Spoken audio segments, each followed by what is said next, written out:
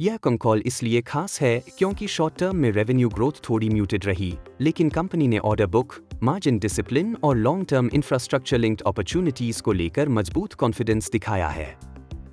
अगर आप government driven services business, annuity type contracts और स्केलेबल मैनपावर लेड मॉडल्स को समझना चाहते हैं, तो यह वीडियो आपके लिए काफी उपयोगी रहेगा।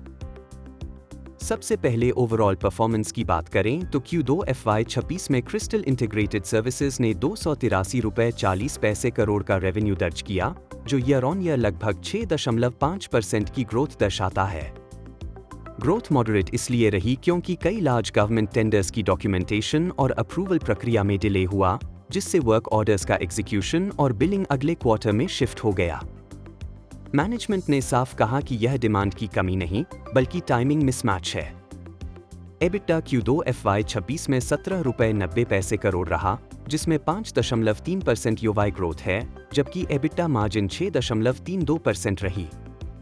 मार्जिन में हल्का सा दबाव एम्प्लॉय कॉस्ट और पैन इंडिया एक्सपेंशन से जुड़ी एडमिनिस्ट्रेटिव एक्सपेंसेस की वजह से आया, जिसे मैनेजमेंट फ्यूचर स्केलेबिलिटी के लिए इन्वेस्टमेंट मानता है। H1 FY26 की बात करें तो तस्वीर और ज्यादा इंकरेजिंग दिखती है। फर्स्ट हाफ में टोटल रेवेन्यू ₹606.50 करोड़ रहा, जो ईयर ऑन ईयर लगभग 16% की ग्रोथ है।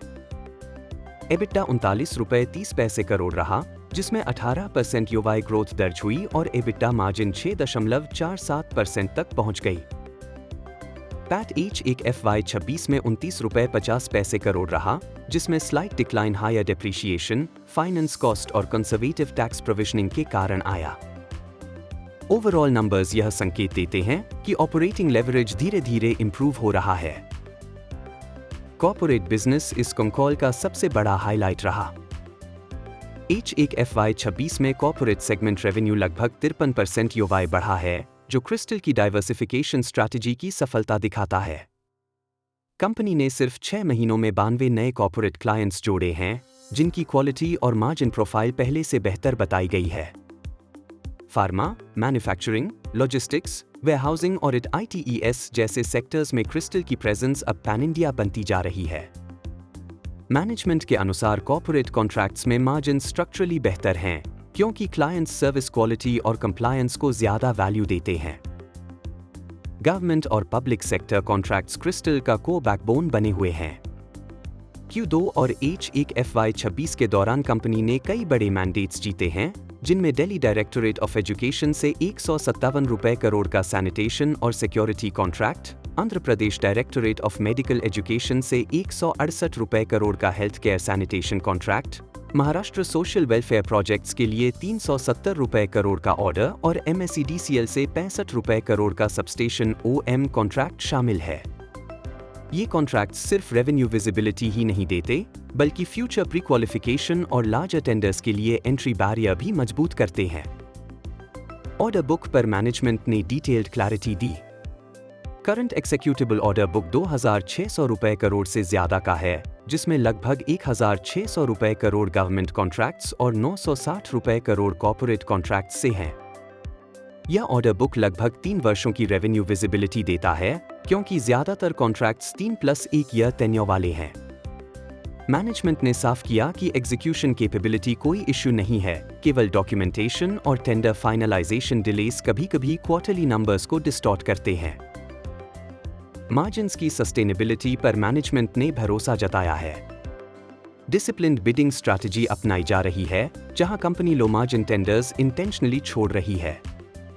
इमर्जिंग वर्टिकल्स जैसे waste water management, solid waste management और technical OM services manpower heavy नहीं है और इनका मार्जिन प्रोफाइल बेहतर है।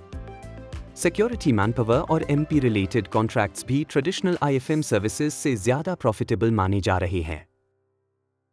वर्किंग कैपिटल पर सवालों का जवाब देते हुए मैनेजमेंट ने बताया कि रिसीवेबल्स साइक्लिकल नेचर के होते हैं।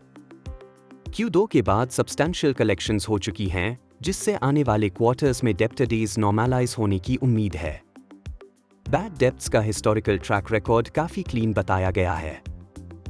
B2C इनिशिएटिव टास्क मास्टर को मैनेजमेंट ने लॉन्ग टर्म ऑप्शनैलिटी के रूप में पेश किया। यह रेजिडेंशियल कस्टमर्स के लिए flexible, modular facility services platform है जहां कस्टमर केवल वही सर्विस ले सकता है जिसकी उसे जरूरत है। अभी यह बिजनेस पायलट स्टेज में है और शॉर्ट टर्म प्रॉफिटेबिलिटी एक्सपेक्टेशन नहीं रखी गई है, लेकिन लॉन्ग टर्म में brand led consumer services opportunity बन सकती है। ओवरऑल पिक्चर देखें तो crystal integrated services Q2 FY26 में शॉर्ट टर्म एग्जीक्यूशन डिलेस के बावजूद लॉन्ग टर्म ग्रोथ और मार्जिन एक्सपेंशन की मजबूत फाउंडेशन तैयार करती दिखती है। Government infrastructure push, corporate penetration और न्यू वर्टिकल्स कंपनी को multi year scalable services platform बना सकते हैं। यह वीडियो केवल शैक्षणिक उद्देश्य के लिए बनाया गया है।